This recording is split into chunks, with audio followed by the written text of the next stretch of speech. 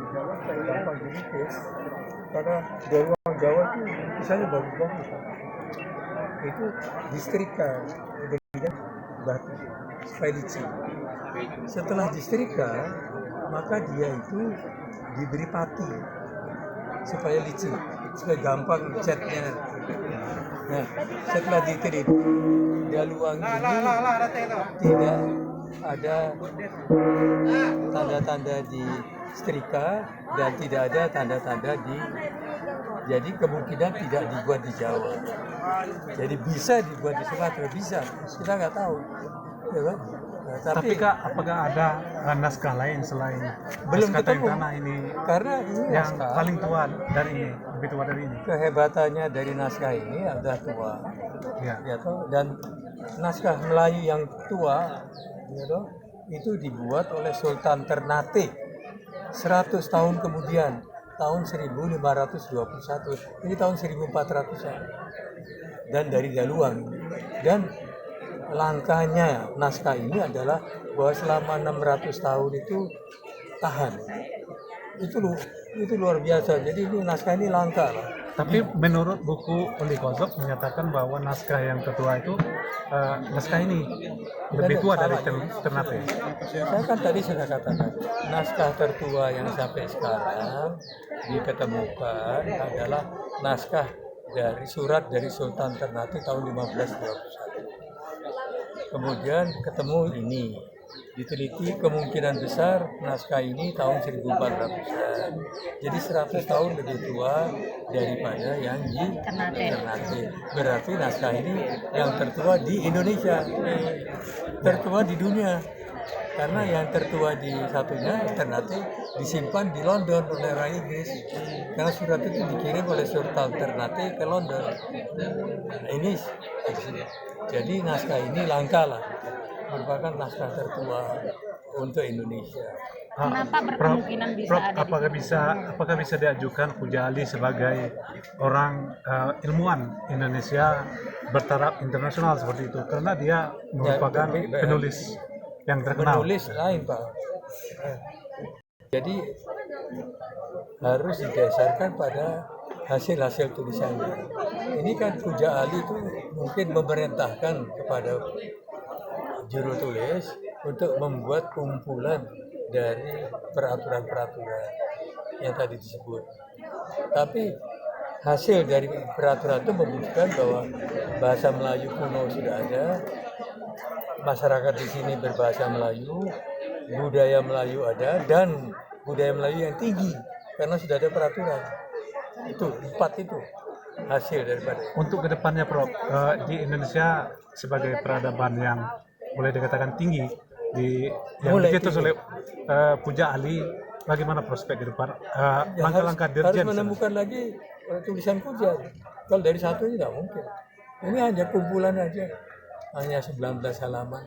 Tapi kan dikerinci, tidak memberikan kepastian.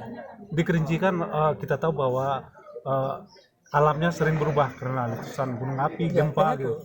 Enggak, karena itu mencarinya akan lebih susah, mencari tulisan-tulisan Puja kalau ada. Alangkah baiknya kalau ketemu. Tapi ini kan untungnya para dewan adat di sini itu bersedia menyimpannya sehingga awet.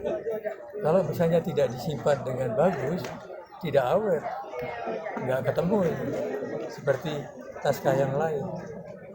Jadi ini bagus sekali Dewan Adat itu menyimpannya. Bagus.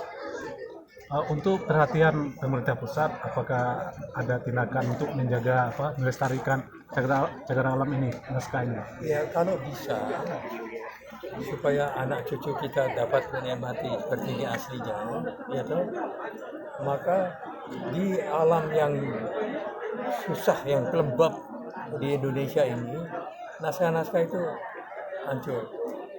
Jadi kalau di Jakarta kita lihat di perpustakaan, banyak naskah yang dari kertas sudah menjadi alam. Saya misalnya ya mengajukan kepada UNESCO naskah Babad Diponegoro yang ditulis 1830, 400 tahun lebih muda dari naskah ini. Tapi oleh keluarganya naskah itu disimpan begitu saja. Jadi kena cuaca sekarang sudah tidak ada, sudah rusak. Jadi Untuk ke depan bagaimana? nah ini pertanyaannya.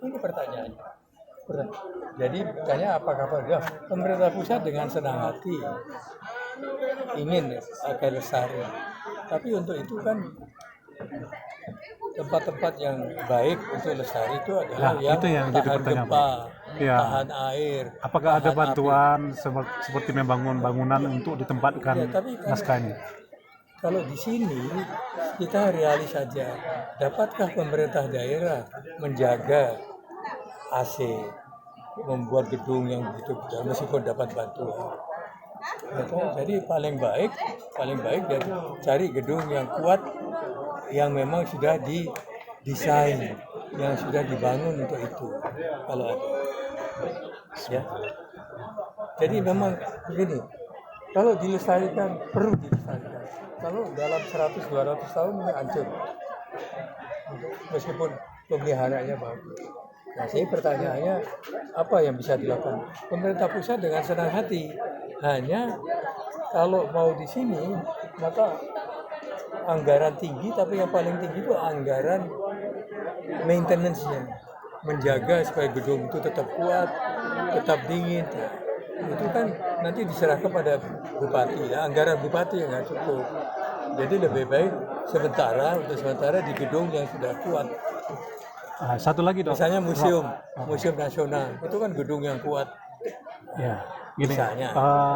Dari penelitian Oli Kozok menyatakan bahwa naskah ini dibuat dalam bentuk aksara pasca Pallawa. Gitu.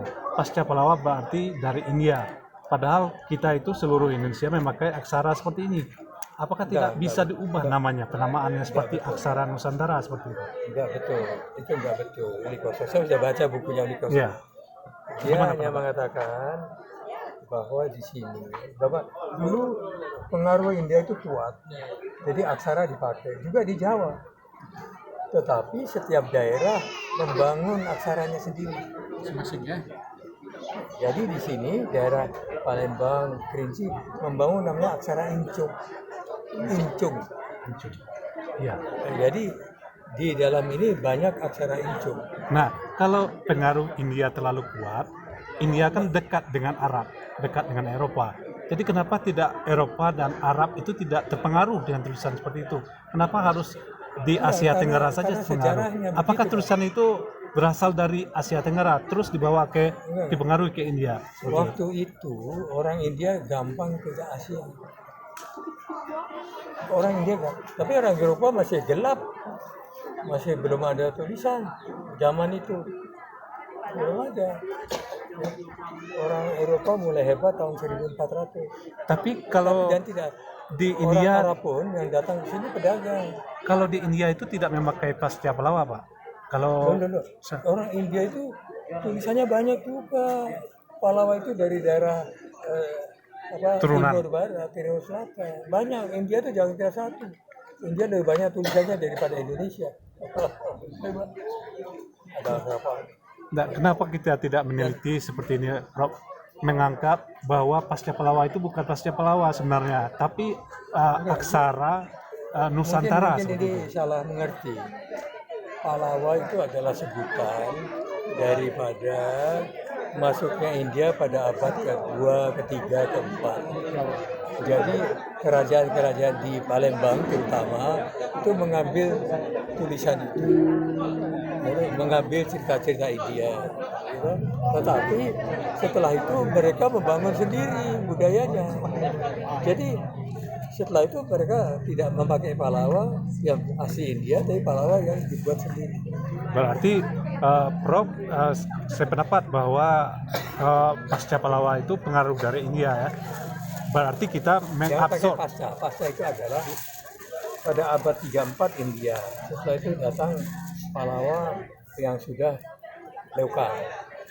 Lalu sudah itu Incung, lebih lokal lagi. Jadi ada apa? Ada perkembangan itu. Semakin kuat budaya daerah seperti tulisan Batak sendiri, tidak ada pahlawanya. Tulisan apa di Makassar juga bikin sendiri ya. Baru setelah Islam datang, semua pakai huruf Arab. Pindah ke huruf Arab. Jadi itu jalannya sejarah. Jalannya sejarah. Ya. Jadi jalannya sejarah. Daerah sini dekat dengan India. Berarti kalau Thailand, Vietnam itu Dengan India dekat sekali dengan India itu. Iya. Dekat sekali. Itu dia juga hampir Pahlawan, tapi sudah orang India nggak bisa baca, udah diganti dengan sifat-sifat lokal. itu dapat dari pernyataan Profesor tadi bisa disimpulkan bahwa India memang menguasai peradaban mulai Pengaruh India kuat karena banyak kerajaan yang kuat di India dan banyak pedagang India. Dia pedagang India. tapi Cina juga berdagang di Indonesia. Cina itu mempunyai polisi intern. India tidak pernah keluar.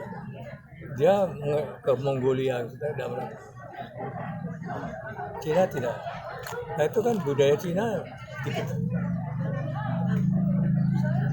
Apa? Oh iya. Siapa?